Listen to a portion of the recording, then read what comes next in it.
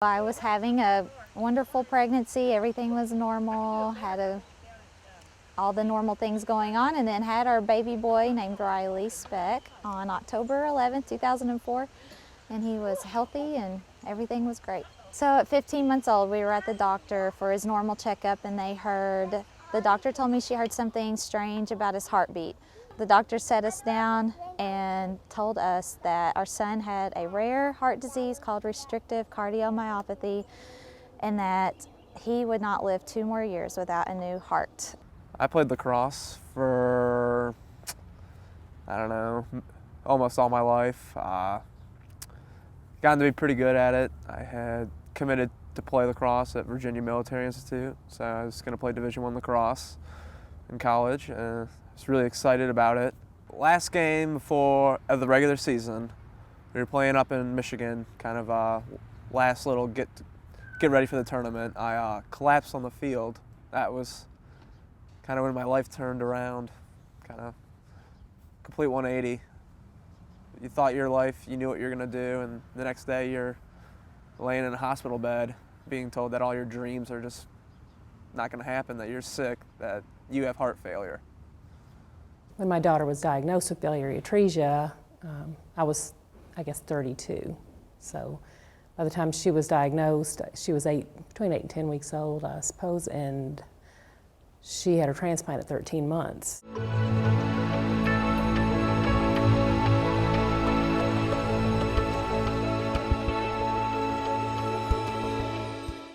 Hello, my name is Riley Speck, and I had a heart transplant, and I'm 6 years old. Even the very young can understand the importance of organ donation and why people become donors. 6-year-old Riley Speck knows his donor's family made the choice Because some other little kids didn't have a heart. and he thinks about what his own donor might have thought about donating her heart. She thought about gave another little kid to the next person. And that person was who? Me. Just by being an organ donor, you change the lives of so many other people. To be sure, it does change the lives of organ donor recipients and donor families. Murphy says he feels he has 2 dads now, other sisters, and another mom, Betty, who got a second chance to hear her son Jared's heart beating again inside Murphy's chest. The first thing that she wanted to do was she wanted to hear the heartbeat. And that was what she came over. And that was when she started crying. I'm alive because of organ donation, and I know that it saves millions of lives. It's a beautiful thing that death can also be equated with multiple lives being saved. Understanding the power of this gift is a lifelong journey. For Katie and her mom at first, making it just through childhood, then teenage years, and now college. And Katie's mom says, there's one more awakening in Katie's circle of life where the meaning of this gift will really become apparent beyond what Katie already knows. And that... And it's when she becomes a parent.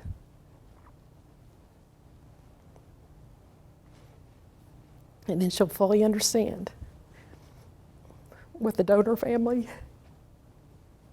gave and what we received.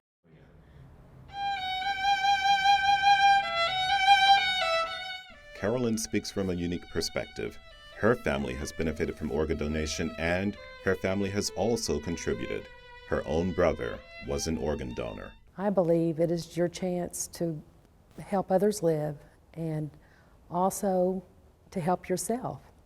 In your loved one's death, there is joy to be had by helping other people to live, and not just to live, but maybe have a better quality of life.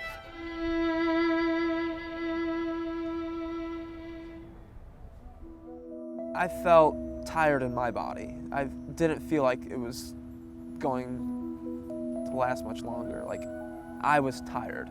I needed something. And so I was excited to get the new heart. And I kind of felt guilty because for me to survive, someone else had to pass on. That guilt meant with his new heart, Murphy also had a heavy heart. It was a dream he had days after the transplant, and even sometimes now, that let him know there was no reason to feel guilty. Getting over the guilty feeling was kind of a unique experience to me. It was actually it was quite spiritual. The day of the transplant, the doctor said, they wanted to make this difference if something were to happen to them. They went out of their way to let people know they were an organ donor. And so that was easing the burden, but it was the third night in the hospital, I was having this dream. And it was my hospital bed. And my hospital bed was more like a carriage or like a baby or cradle. And it was rocking back and forth. By those keeping watch over him, one of them his donor. And I didn't know who my donor was, but I just felt them like pushing me back and forth, just saying, it's all right, it's calm. And I had that dream, like just kept having that dream over and over again, and I occasionally still have that dream. So that to me is kind of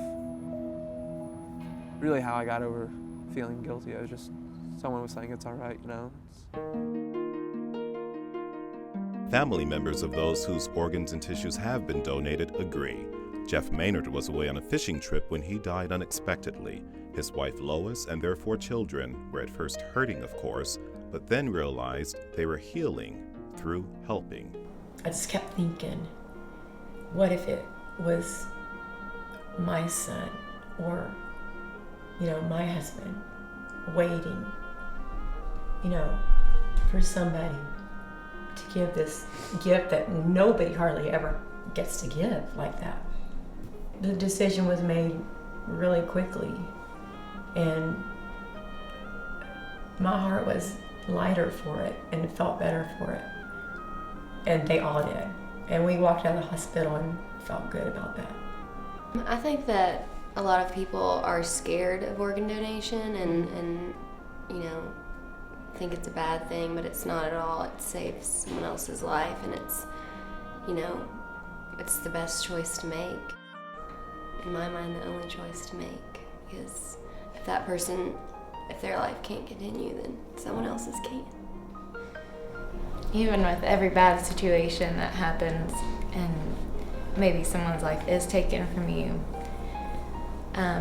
you can still save others with that life that is taken, and that means the world to other families, and you can help others continue, although some tragedy has happened in your life.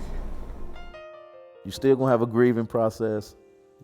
You're still gonna miss your loved ones. In Gail's case, lovely, bubbly, fun, the fun of the party. But I know in my heart that when she donated her organs, somebody's living a good life.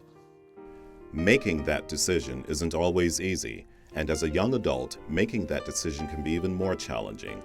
I would go to my parents if I was 17 years old and tell them that I have been reading or I have studied and want to be an organ donor.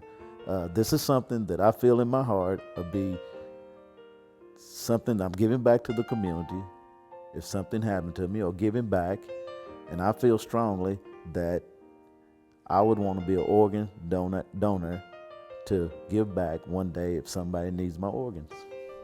And I feel like so few people get to have that feeling of giving something that important, that I just feel blessed and honored at this point.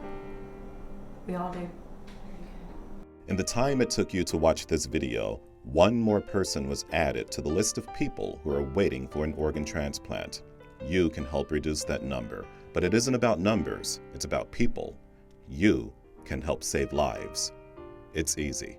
Absolutely. I mean, just by going online, you can save someone's life.